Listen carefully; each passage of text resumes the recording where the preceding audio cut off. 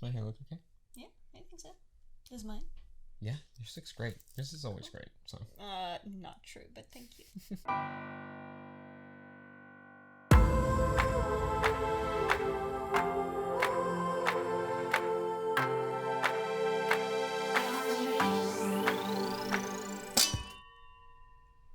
Hello! Welcome back! Welcome back to episode 5. Episode 5, The Trunk. The Trunk. Heck yeah, I am excited. Me too. Fun fact, this is our second time recording this one, because the first time did not go great. We recorded the entire thing, and then I said, I don't like this chapter, I want to rewrite it. Mm-hmm. And then there were a variety of issues. Cats being loud, things running out of battery and memory. It took a really long time, and we had to take a break in the middle because we ordered Buffalo Wild Wings, and we thought we were going to be done in time, but then we weren't done in time, and Kat, can you just stop making noises? Anyway. Yeah. Take 2 will probably go better. Hopefully. Probably. I'm going to be reading this time. Yeah. So you get to hear my fun impressions. Yeah. And then I'll hop back in next chapter. Yeah. It'll be great. Apparently something fun happens in the next chapter because she told me that she wanted to read it. Well, no, what I said was I'm glad you're reading it, but I'm also fine reading it. That'll be fine. I'm glad you're reading this chapter specifically. I also want to point out that we have added a chapter too. We didn't really add all that much content. I say we, it was all her. She did the writing. I don't know. I was thinking that too. I was like, we who? There is no we. She made a few changes and ended up splitting one of the chapters because it was a bit too long. So yeah, now we have an extra chapter, which is going to be fun. And you don't have to sit through an hour and a half long episode, which is even better. It definitely would have been closer to like 2 hours long, so you're welcome. So do we need a quick reminder of what happened last chapter? Yes, please do. Alright, so the last chapter was the 7 disciplines. So Izzy learned a lot more about magic. She learned about the 7 disciplines of magic. Shocker, I'm sure. And she got to know Sam a little bit better, found out that they are part mermaid. And yeah, we ended with Birdie revealing that they are going on a trip. So that's where we're starting up. Heck yeah, it is. The trunk. Early the following morning, Tom found his wife rustling around in the dimly lit kitchen wearing a pretty green dress and a long gray traveling cloak. She was looking for something, digging through cabinets and throwing a pile of empty woven baskets across the room until she finally emerged holding a dusty old bottle of liquor. With a satisfied smile, Birdie tucked the bottle into one of the many pockets in her cloak and left the kitchen in a hurry. A few minutes later, the little old woman was taking large strides down the corridor when she would find the slender door with the silver handle. This trip that Birdie had planned for herself and her grandchildren was one that she had taken 100 times before, but that didn't still the nerves she felt at the prospect of seeing her old mentor again. Birdie had raised a good family, in spite of their flaws and flair for the dramatic, and she was living the life she had always wished for. She and Tom were happy. Still, Birdie couldn't pretend that the death of her daughter hadn't taken its toll on them both, physically and mentally. And when Camilla's widower had called her out of the blue to ask if they could take in his middle child, Birdie felt like a piece of her heart had been restored. Her old mentor had been by their side through it all, metaphorically speaking, as they usually spoke through the phone, providing emotional support. She'd helped Birdie through every single difficult situation that had occurred over the past several decades, and knew more about the Raven family than some of the Ravens did themselves. Now, Mentor Galatea was about to meet the child of Birdie's lost daughter, and although she couldn't explain why, Birdie really wanted Izzy to gain her approval. She wouldn't hold it against Izzy if she didn't, of course, but still. The heels of Birdie's boots clicked steadily against the floor as she walked, and without breaking her stride, she walked straight past her 2 grandchildren and opened a slim, black door with the wave of her hand. The 2 children had been sitting on the floor for the past 10 minutes, just waiting for Birdie. When she arrived, they got to their feet at once, brushing the dirt off of their behinds and straightening out their clothes. A trunk? Izzy asked skeptically when she joined Birdie in front of the near-empty storage closet, staring down at a rugged old thing which apparently held some importance. The wooden trunk looked at least 200 years old, but beyond that, there was nothing special about it. It had a great big keyhole on the front, which looked as if it had rarely been used, whereas the wood structure itself was aged and worn down. In spite of this, Birdie placed a delicate hand on the trunk and beamed with pride. "This trunk has been in our family for centuries," she told Izzy importantly. "Ages ago, a powerful enchantment was placed on it, transforming this once ordinary trunk into an interdimensional portal. It can take you absolutely anywhere, as long as you know how to operate it properly. Can you tell me what type of creature might be capable of such a charm?" Birdie raised a quizzical eyebrow at Izzy, who racked her brain for a decent guess. Izzy stalled for a moment as her brain worked furiously on its task. "I want to say mermaids?" "Mermaids is correct," Birdie agreed with a nod. "Although this particular enchantment was placed by a fairy. Many years ago, one of our ancestors was approached by a group of fairies to help with a secret project, and, in return, our family received the enchanted trunk to assist in our anthropological efforts." Izzy's eyes turned back to the trunk. She thought she saw a spider slip into one of the many cracks and gaps, but it was gone before she could check. "That's seriously a portal?" Izzy asked. She couldn't totally hide the doubt in her voice, and she received a sharp look from her grandmother for it. "Don't worry," Sam sighed. "You'll get your proof in a minute." "The first and most important step when traveling through the trunk," Birdie spoke with the energy of a football coach, "is to set your trip. If you don't set your trip, you'll surely have a hell of a time finding your way back. These kinds of magical items are extremely rare." "Noted," Izzy stated, and she watched with growing curiosity as her grandmother approached the trunk. Wearing a smug sort of smirk, Birdie held out a hand and waved it in the air above the trunk. At once, a small screen popped into existence and proceeded to hover in the very spot where Birdie's hand had just been. The old woman typed out some numbers and letters on the screen, then calmly watched as it vanished again. Izzy's eyes grew wide with excitement as she stared at the trunk with unwavering concentration. The trunk's heavy lid snapped open with a light creak, and from its depths came a number of powerful winds. They surged around the small storage closet, but then Izzy felt the rush of air begin to pull on her clothes and her feet. In a matter of seconds, the winds had spun themselves into a small purple vortex, but they didn't stop there. The three ravens regarded the scene with patience, and soon the vortex had grown so large that it had swallowed the entire closet, its pull powerful enough to attract anything that hadn't been nailed down. Mystified, and with her hair flying in every direction, Izzy reached out and touched the lavender-tinted winds, but her hand just shifted through it as if the portal wasn't actually there. She turned to her grandmother and cousin with a beaming face. "Magic," Sam noted. "That portal is made out of pure magical energy." "Where are we going?" Izzy asked excitedly, and she checked that the bag that hung across her chest was properly secured. "Atlantis," Birdie replied. With a shriek, Izzy felt herself get picked up by the magic vortex's strong winds and was pulled headfirst through the portal. Like that. She kept her eyes open the entire time, which turned out to be a big mistake as the blotches on her retinas refused to disappear for almost an hour. The landing was rough. The portal spat Izzy back out when she least expected it, causing her to fall face first onto a large pile of sand. Her knees ached slightly from the impact, and her hands were covered in fine, white sand, but she brushed them clean and ignored the pain. Glancing around, Izzy realized that she really had traveled across the world. She was standing at the edge of a vast ocean, no land in sight aside from the small island that she had been dumped on. There were a couple of palm trees in the center which swayed pleasantly in the breeze, but aside from that, there was absolutely nothing. Izzy was wondering why in the hell Birdie would have brought them here of all places if they were supposed to go to Atlantis, then promptly heard two soft thuds from behind her. Birdie and Sam dropped down like two rocks, and they both landed steadily on their feet.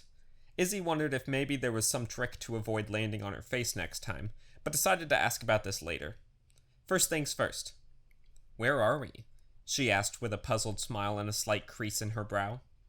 "Ocean," Sam stated, pointedly choosing not to elaborate. Their eyes were regarding the deep blue waters with some hesitation, and Izzy's smile faltered as she realized that this probably brought up some unpleasant memories for her cousin. Wearing an uneasy expression, Sam ventured up to the ocean and planted their behind in the sand, sticking their feet in the water. "Where is it?" Birdie mumbled to herself. The moment her feet had struck solid ground, the old woman had ventured to the edge of the island and removed the boots she'd been wearing. She was now walking barefoot through the water, staring intently down at her feet. Not sure what to do, Izzy followed suit. She pulled her shoes off and threw them to the side, stepping into the cool water and letting the waves wash over her feet. It felt wonderful, and it reminded Izzy of the time she and her friends had gone on Philip's yacht. While the others raided Philip's parents' liquor cabinet, Izzy and Nicole had snuck around the back and taken a quick dip in the disgusting water. This day was nothing like that in 3 ways. First of all, the water that surrounded this tiny island was perfectly clear and didn't leave Izzy's skin feeling grimy and gross. Secondly, she was here with her family, rather than her friends from school. Thirdly, the 3 ravens would most likely not get in trouble for being here without permission. For obvious reasons, this day was far superior to that night on the Hudson River. When Izzy looked down at her broken reflection on the water surface, she suddenly noticed a large chain resting on the sandy bottom just a few inches from her foot. With a slight frown, she picked up the dense metal chain and inspected it in the bright light of the sun. "Oh, good, you found it," Birdie called from a few feet away. "Be a dear and pull it all the way up, will you?" Curious to find out what she'd discovered, Izzy began to tug on the chain, which flowed through her hands with surprising ease, coiling up like a snake on the ground behind her until a glass box the size of a large shoebox revealed itself from beneath the sediments. Before it could slip back into the water, Izzy grabbed the box and set it gently on the beach where Birdie now stood waiting. Not bothering to wait for Sam, Birdie opened the box and pulled out 2 small vials filled with a swirling green liquid. They sparkled slightly in the early morning sunlight, looking to Izzy like some kind of magical snot, and she grimaced with disgust when Birdie poured the contents of the first vial down her throat. But the old woman just smacked her lips contentedly, then handed Izzy the second vial. "Do I have to?" Izzy asked, her brows knitted tightly together in deep apprehension. "I suppose not," Birdie replied with a good-natured tone. "But without it, I think you'll find it quite difficult to breathe where we're going."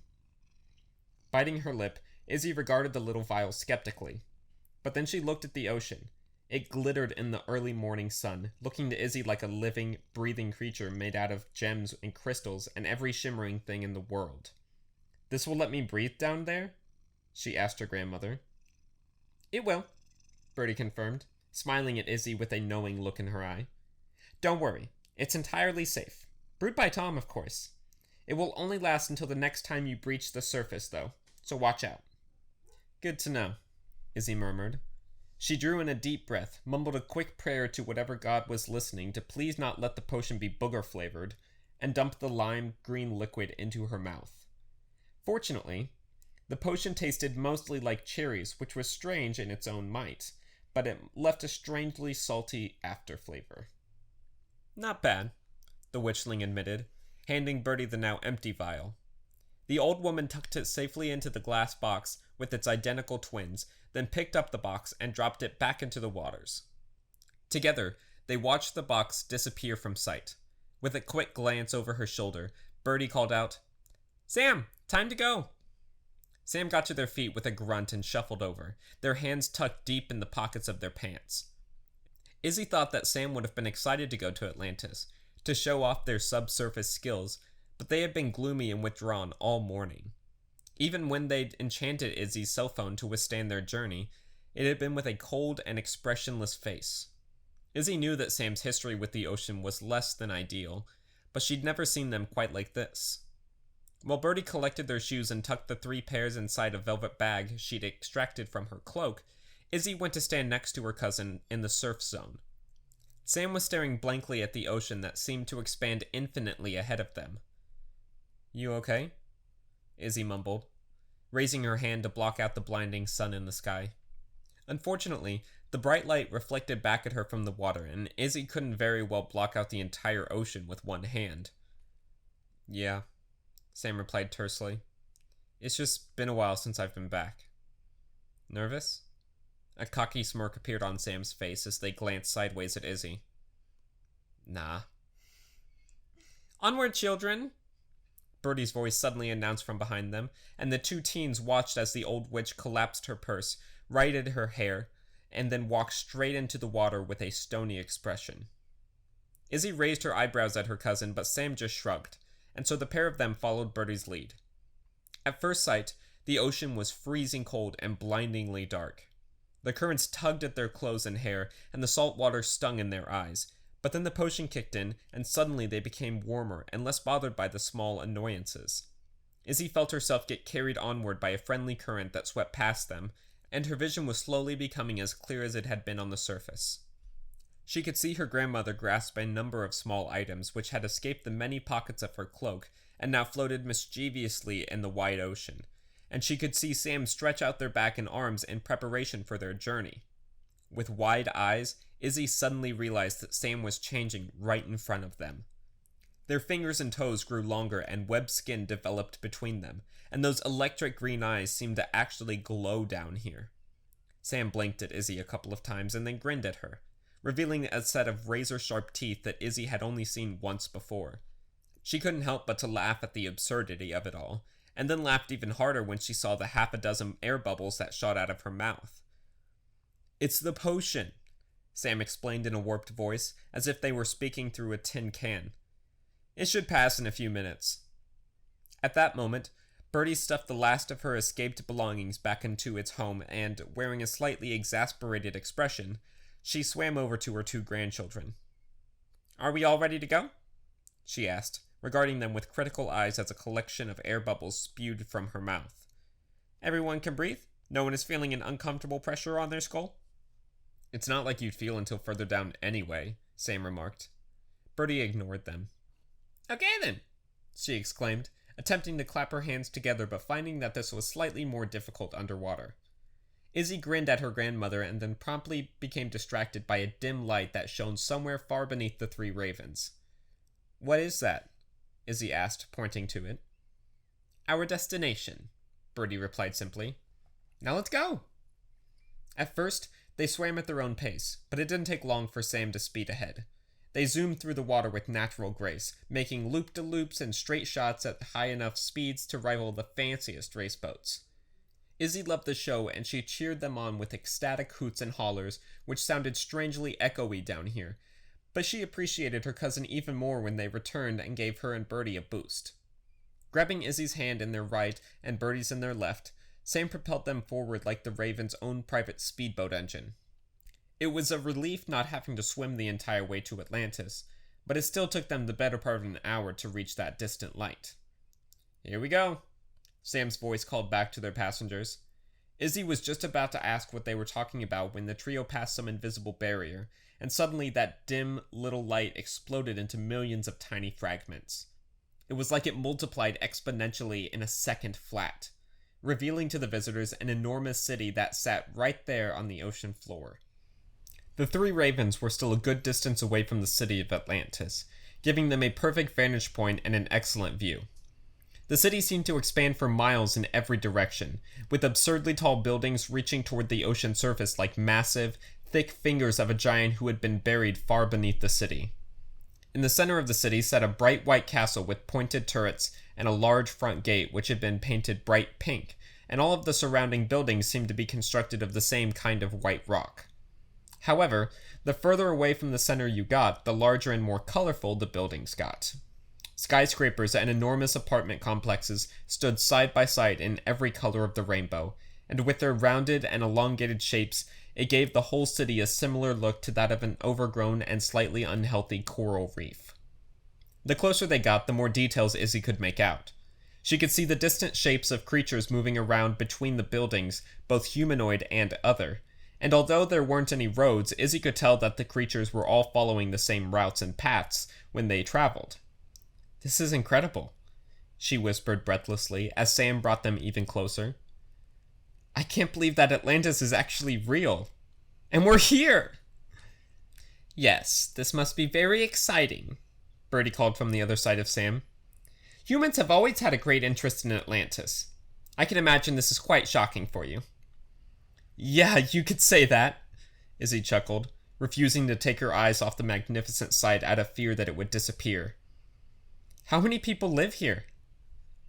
"Oh, who knows?" Birdie chuckled pleasantly. "Far too many to count. This is mermaid territory, but Atlantis is a safe haven for all magical creatures, much like Midnight. What are we doing here? Izzy asked. She was itching to get down there and explore the extensive city, but she tried to keep her excitement stifled as she figured that Birdie probably had something planned for them. We're going to take a quick tour of the city, Birdie replied right on cue. Then, with a slight hint of panic in her voice, she added, We're also going to meet my old mentor for lunch. Your old mentor? Izzy repeated with a piqued interest, and she strained her neck to get a peek of her grandmother. Her name is Galatea, Birdie explained, her voice still tense. She taught me nearly everything I know. She's a lifelong friend of mine. I knew her as Auntie Taya for the first few years of my life, Sam added with an affectionate smile. Birdie's face frowned a little as they drew closer to the city. She was quite close with your mother at one time, too, she added hesitantly. Izzy couldn't think of anything to say, so she just nodded. She always got this lump of guilt in her throat whenever the Ravens mentioned her mother, and right now it was wedging itself sideways and irritating Izzy's larynx. How come Camilla hadn't told her kids about any of this? Why did she think that they would be better off in the dark? Izzy couldn't wrap her head around it, and it was infuriating not being able to get an answer from the woman herself. Taya has been everywhere, Sam continued in a tone of forced nonchalance. She can tell you about the time she lived with a group of Aztecs, or when she accidentally joined the French Revolution while on a trip to interview this famous witch. Dead now, of course. She accidentally joined the French Revolution? Izzy asked in astonishment, suddenly forgetting all about her mother. Taya can tell the story better, Sam admitted, and Izzy suddenly felt them pick up speed. A few minutes later, the trio arrived at the top of the tallest building, and Izzy noticed that many of the structures down here had been decorated with intricate carvings and images of marine creatures and plants. The city itself was lit up by an enormous number of bioluminescent plants and algae which grew all over the place, on the rooftops, down the front of the buildings, and on top of anything that sat still long enough to be mistaken for an inanimate object. The storefronts and doors of these buildings were all located roughly halfway down the structure, and it was on this level that Izzy spotted the majority of the people. Mermaids, witches, ocean nymphs, water pixies, and other creatures Izzy had never heard of were all swimming around and enjoying the beautiful day. At the very bottom of the buildings, however, there were only a handful of doors and absolutely no life. Yet it was in this direction that Sam was taking them. When they'd come to a stop, Birdie extracted the liquor bottle from within her cloak, approached a bright green door with jellyfish painted on it, and delivered 3 firm knocks. They treaded water for a few seconds as they waited, and then the door opened with a whoosh and sent a jiggly wave of water in their direction. It felt like Izzy had been struck by a warm and pleasant breeze, and she kicked with her feet to keep from floating away. Taya! Birdie's face broke into a warm smile as she took in the welcome sight of her old friend. Tweety! Taya exclaimed happily, and while Birdie embraced her old mentor, Izzy gave Sam an amused look. Tweety? She whispered behind Birdie's back. Sam tried hard to suppress a grin. Taya was an elderly black woman with a South African accent, short and curly gray hair, and deep brown eyes, and the semi-transparent and flowy clothing she was wearing shifted slightly in the ocean currents. Izzy thought she looked like a bit of a jellyfish herself. Okay, now I have to come up with a voice for Taya. I didn't put that much effort into it, honestly, just because I can't do a South African accent, and that's what she's supposed to have. I know. So whatever you come up with, I'm gonna be fine with. Yeah, that's kind of what I was... Yeah. Well, come on in, Galatea cried at her visitors, and she moved aside so that they could enter through the small door. She invited the Ravens to take a seat in her small living room, so Sam and Izzy squeezed together on a large armchair while Birdie joined Taya on a 2-seated couch. While the 2 old friends caught up for a moment and admired the antique bottle Birdie had brought with her, Izzy took one of her cousin's hands in her own and carefully inspected their webbed fingers. Can you feel it when it comes out? She asked curiously. Are you seriously asking if I can feel it when my body literally grows and retracts extra skin? Sam asked with a hint of a smirk. Yes? Izzy shrugged. Yes, dumbass, I can feel it. A deceptive sort of grin appeared on Izzy's face. You know, if you were an Olympic swimmer, you'd win like every race. Well, duh, Sam snorted. That's why we're not allowed to enter in human contests. Izzy blinked at her cousin. We're not?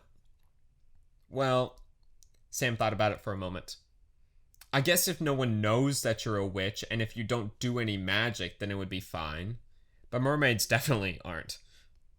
That's stupid, Izzy frowned. In the background, Birdie and Taya were joking and laughing at old anecdotes, apparently completely unaware of the two teens' existence. Izzy's eyes began to float around the small apartment as she waited, taking in its old assortment of furniture and decor, including a variety of trophies from Taya's many travels across the planet. Can mermaids come onto land? Like how we're in the ocean right now? Izzy asked after a couple of minutes. Yeah, Sam replied. Not for very long, and not very often, but occasionally. Has your mother ever visited? Sam heaved a sigh, and Izzy was worried that she'd crossed a line, but they answered. No. Damn, Izzy murmured. Do mommy issues run in the family or something? Why do you think we're here? Sam asked with a serious tone and raised an eyebrow indicatively at Taya. Izzy frowned at her cousin, then at the pair of elderly women who sat across from them. The look in Birdie's eyes was one Izzy had wore herself a handful of times. Admiration, respect, and a little bit of fear. I'm blind as a bat, Izzy whispered, to which Sam replied with a deep nod. At that moment, however, the two women had evidently finished their conversation and opened the floor up to the wider introductions. This must be the famous Isabella! Taya's eyes drifted deliberately across Izzy as they took in every minor detail. It made Izzy feel like she was on display in a museum or something, but she smiled at the woman regardless. It's really nice to meet you, she said in a polite voice, and she reached out to shake Taya's hand. Her hands were surprisingly cold, but Izzy figured that this might be normal at the bottom of the ocean. And of course my wonderful Samwise. Taya smiled fondly at Sam, whose face instantly took on a shade of raspberry. Samwise? Izzy wheezed. She fought with all of her might not to laugh, but Sam shoved a sharp elbow into her side regardless. This effectively succeeded in killing Izzy's desire to laugh, but instead replaced it with a desire to pinch her cousin hard in the arm, which she did. How are you, Taya? Sam asked with a slightly forced smile as they rubbed the sore spot on their arm. Taya and Birdie appeared unperturbed by the teen's shenanigans, and Taya chuckled a little as she leaned back in the love seat. Oh, I'm sure there are more interesting things to talk about besides how I am, she replied with a dismissive wave of her hand. I want to hear how you all are dealing with the preparations for Isabella's ceremony.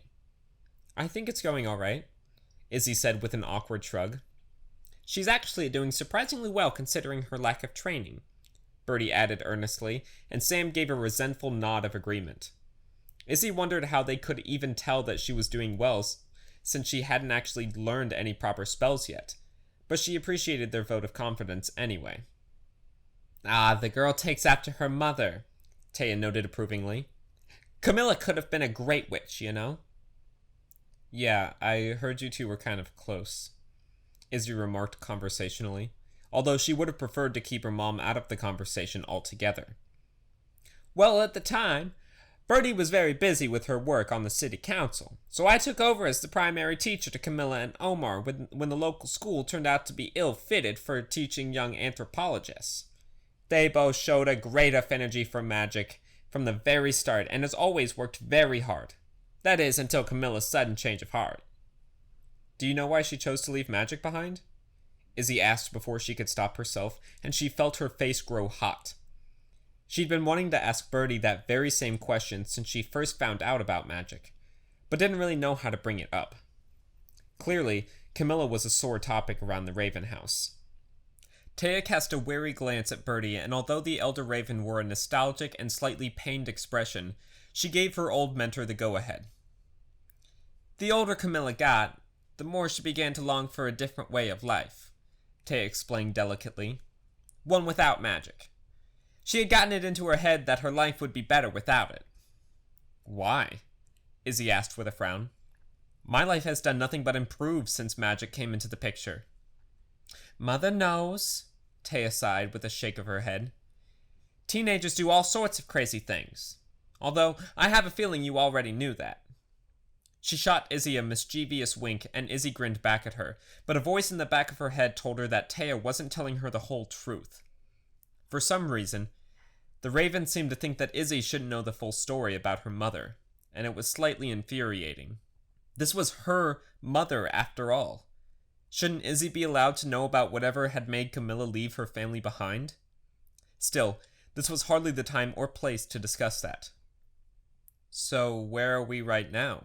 Izzy asked, suddenly anxious to change the subject. Like, where exactly is Atlantis? It moves with the seasons, Birdie explained excitedly. Right now it's autumn, so we should be somewhere off the coast of Guinea? She turned to Taya with a look of uncertainty, but Taya nodded in confirmation. At the winter solstice, we will be moving further south. And the trunk can always find it? Izzy asked skeptically. The trunk can take you anywhere, Birdie replied, her eyes gleaming with pride. Speaking of going anywhere, wasn't I supposed to take you on a tour of the city? Taya cut in, a slight scowl on her face as she spoke. In what felt like a matter of 10 seconds, Birdie had gotten up from the love seat, grabbed her 2 grandchildren, and ushered all 4 of them through the front door of Taya's apartment. Once there, Birdie was prepared to start their tour right away, but Taya held her back for a moment. She turned to Izzy with a secretive smile. I know that this is your first time visiting Atlantis, so I got you a surprise. I hear that these are very fashionable with kids your age these days. The last thing Izzy was expecting to receive was a cheap plastic camera. It was the disposable kind that can be used underwater, which was admittedly quite fitting. But it caught Izzy completely off guard, and she just stood there staring at it. Then her face split into a wide grin of amusement and disbelief, and she gave Taya a great big hug. Thank you, Izzy told the old woman earnestly. You really didn't have to get me anything, but I appreciate it. She glanced at Sam. You ready to model for me? Obviously, Sam replied with the briefest shadow of a smile, and they raised a spunky eyebrow at their cousin. Izzy didn't fully understand Sam's sense of humor yet, but she figured that this meant yes and tucked the camera into her bag. For the first half of the tour, Izzy listened intently to every word that came out of Taya's mouth. She observed the landmarks they stopped at with great interest, applying whatever history Taya had provided her with to the buildings and statues, and she took dozens upon dozens of photos. But then the initial shock from learning the truth about Atlantis settled down, and, little by little, Izzy started to lose interest.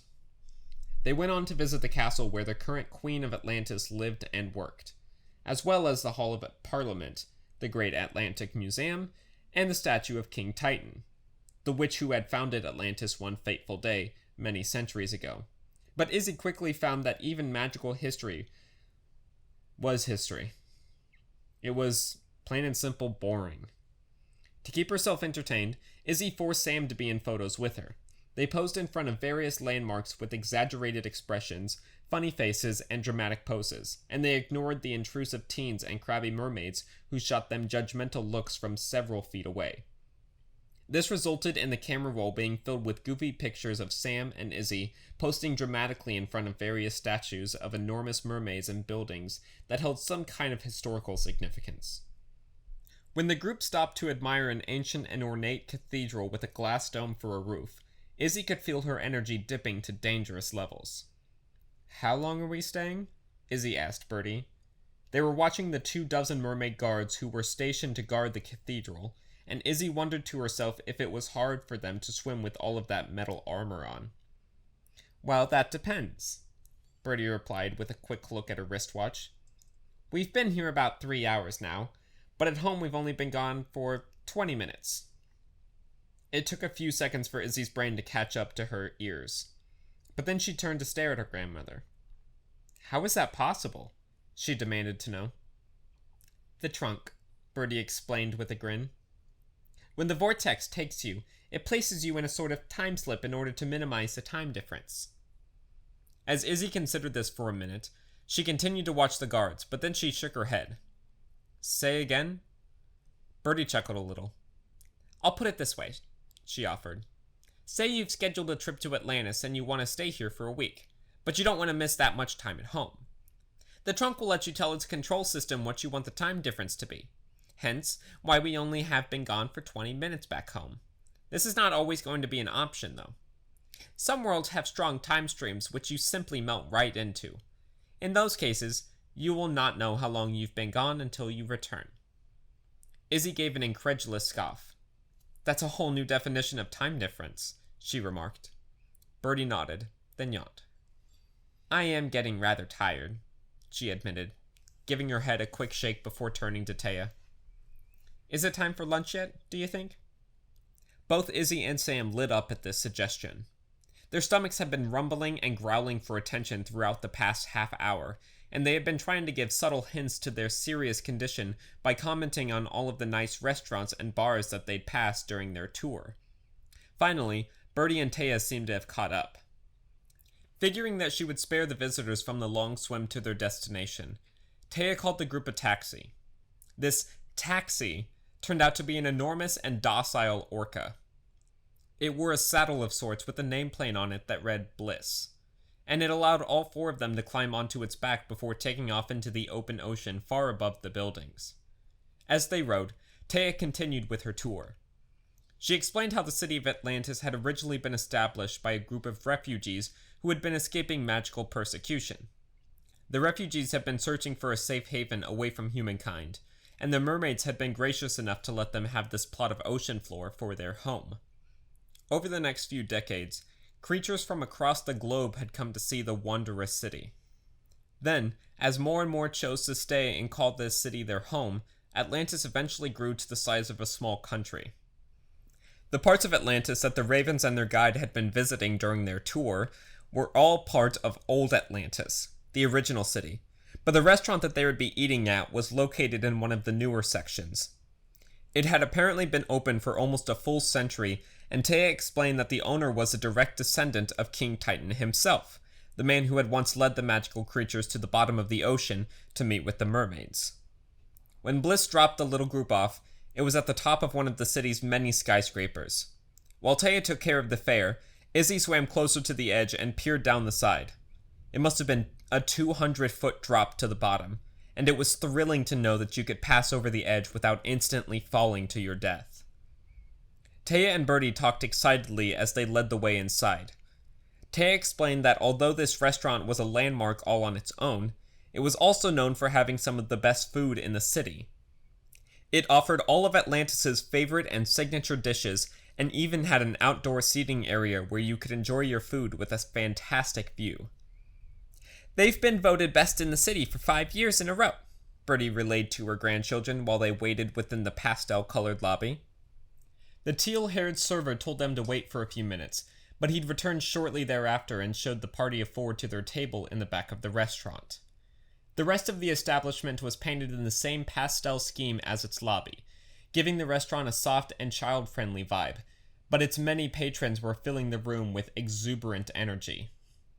The sounds of roaring laughter and cheerful conversations joined the metallic clings of pots and pans that emerged from the kitchen. I can highly recommend their barracuda soup, Taya remarked once their group had settled down at their table. Sam and Izzy read the menu together and giggled at the particularly freaky-sounding dishes, like a kelp and tuna sandwich with mustard, but when their food actually arrived, it was better than Izzy could have ever imagined. Their food was gone in a matter of minutes. How do they even cook underwater? Izzy asked once her plate had been picked clean and her stomach was on the brink of bursting open. This question earned her a confused look from each of her companions.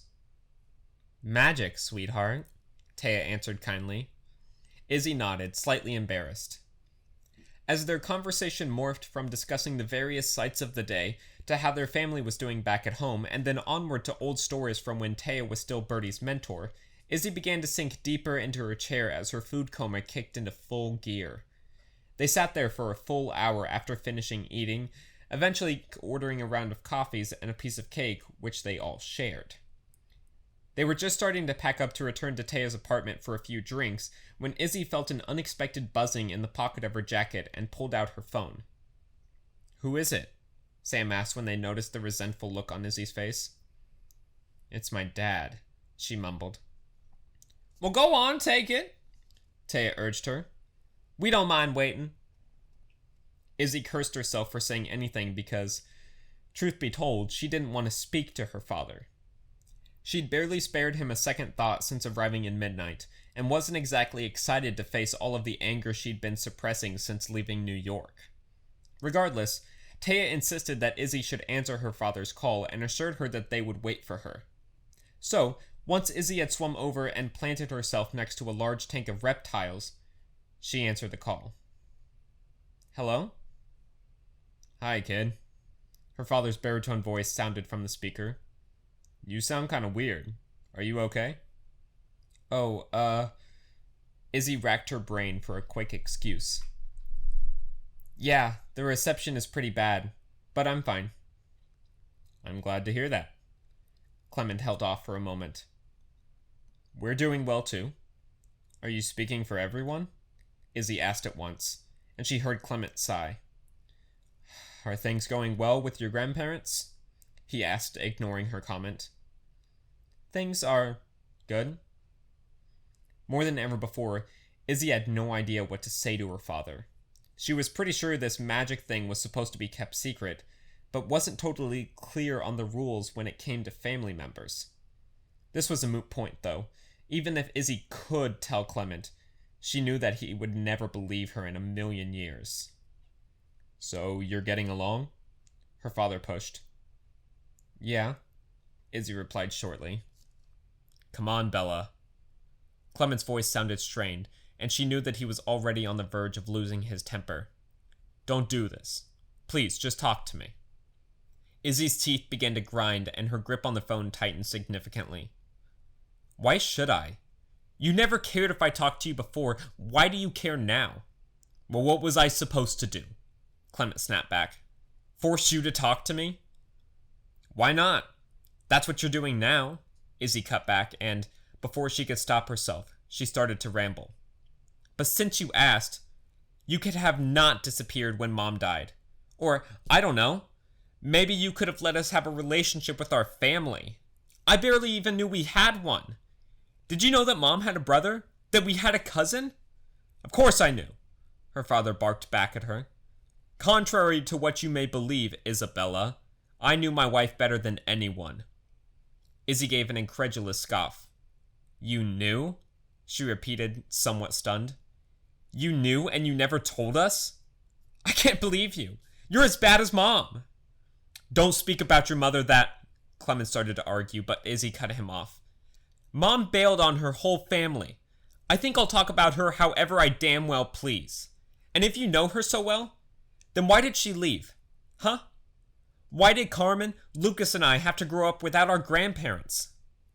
Clement didn't answer her questions, but his cool voice replied all the same.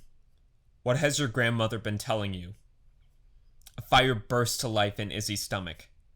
What is that supposed to mean?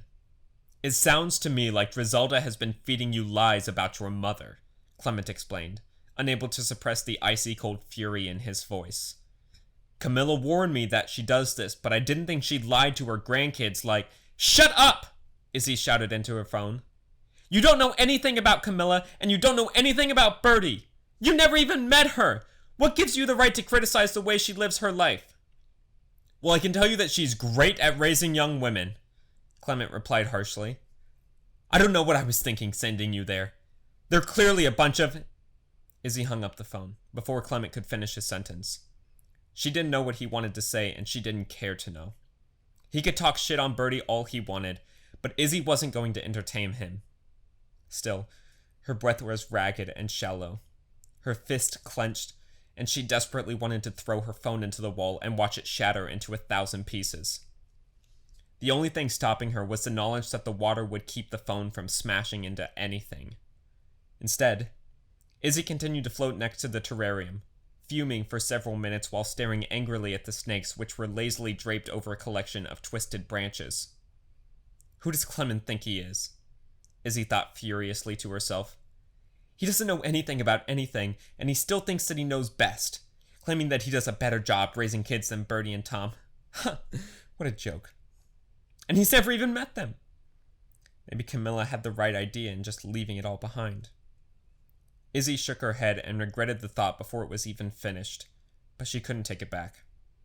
She could see how difficult it had been for Birdie, Tom, and Omar when her mother had left, and how hard it was for them to think about it even now, and Izzy never wanted to do that to her family, no matter how infuriating Clement could be.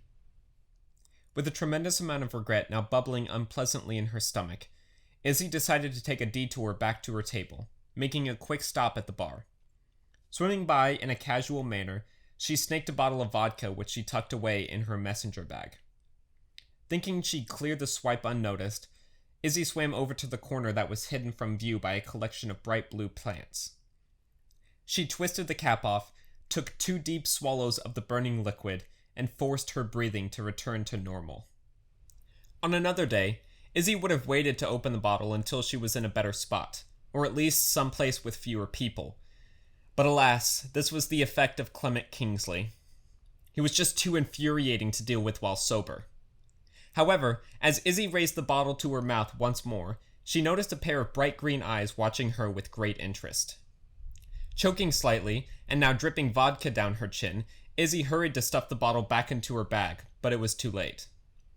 "Oh, God," she grunted as she wiped her own drool off her chin with the sleeve of her jacket. But the girl to whom the green eyes were attached just giggled, swimming out from behind the tall plant that had kept her hidden. "Having a good day?" the girl asked with a teasing smirk, and Izzy gave a dark chuckle. "Oh, yeah," she murmured. "The best." "Is that helping?" the girl asked, pointing at Izzy's bag. "A little," Izzy admitted with a shrug. "Well, then give it to me." The girl held out an empty hand and, curious to see where this would go, Izzy handed her the bottle. The green-eyed girl looked like she was around Izzy's age, and she had a sweet face with long auburn hair that shifted like silk in the water. Wearing a pair of slender pants and a crop top that clung close to her tan skin, the girl was clearly not a mermaid, or a nymph, so Izzy figured that she was probably a witch. "Are you from here?" she asked when the girl handed back the bottle. "Just visiting. You?" "Same." Izzy held out her right hand. "I'm Izzy." "Lola." The girl smiled as she took Izzy's hand and shook it. "Hey, listen. I'm here with some friends and we got invited to a party tonight. Would you be interested?" "Definitely," Izzy replied at once, already feeling the excitement build in her chest. "I'll need to clear it with my family, but can I have your number so I can text you later?" The strange girl eyed Izzy for a moment. "You're not a creep, are you?" "I hope not," Izzy replied in her most innocent voice. Lola didn't appear to totally buy this, but her face split into a wide grin nevertheless. They exchanged phone numbers with fumbling hands and nervous smiles, hurrying slightly as Izzy had to return to her table, where the others had been waiting for some time already. When she returned, though, the others were chatting happily and had barely noticed how long she'd been missing. "How's your father, dear?" Birdie asked innocently when Izzy sat down. Her stomach gave an uncomfortable jerk. "Fine," she replied shortly. "Weren't we about to leave?" At her prompt, the party got up from their table and made sure that they had all of their belongings before exiting the restaurant.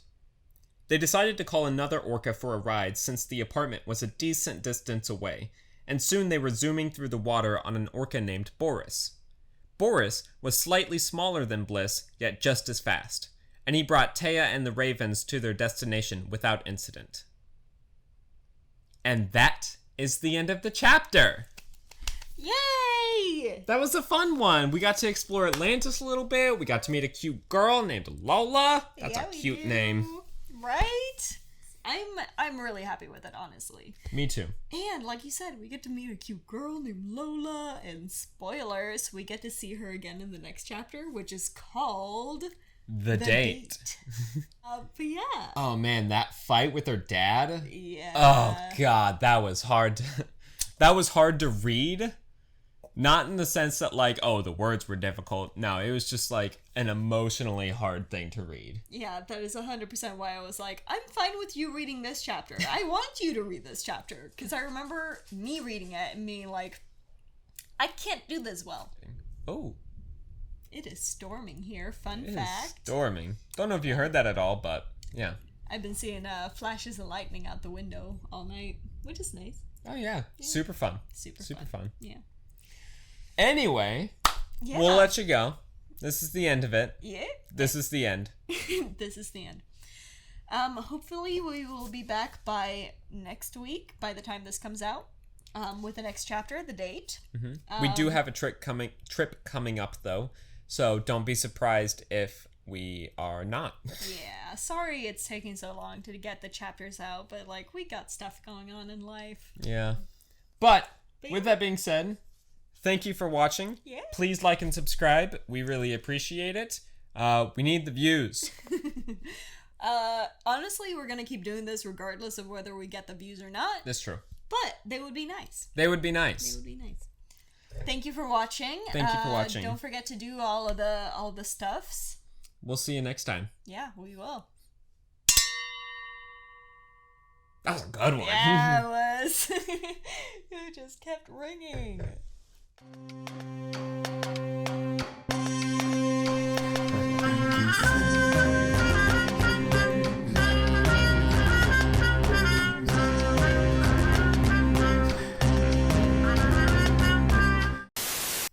And it allowed all 4 of them to climb onto its back before taking off into the ocean. Can you be quiet, sir?